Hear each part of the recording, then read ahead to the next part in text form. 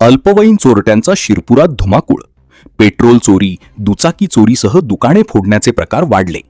मोठ्या चोरांपेक्षा अल्पवयीन चोरच पोलिसांसमोर ठरत आहेत मोठे आव्हान.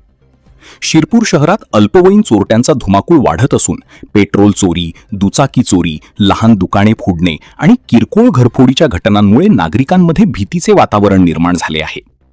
राज्याच्या सीमावर्ती भागामुळे शिरपूरमध्ये वाहन चोरी आणि घरफोडीच्या घटना नवीन नाहीत.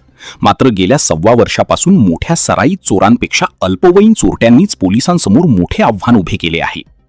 शहरातील विविध कॉलनींमध्ये उभ्या असलेल्या दुचाक्यांमधून पेट्रोल चोरीचे प्रकार वाढले असून पेट्रोल टाकीची नळी कापून किंवा काढून पेट्रोल चोरताना काही अल्पवयीन सीसीटीव्ही कॅमेऱ्यातही कैद झाले आहेत.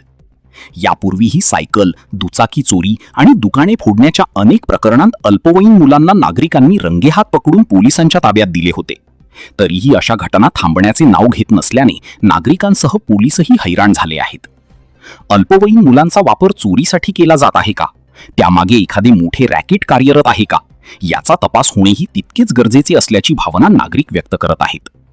अल्पवयीन चोरट्यांच्या वाढत्या कारवायांना आळा घालण्यासाठी पोलिसांनी विशेष मोहीम राबवावी अशी मागणी आता नागरिकांकडून होत आहे.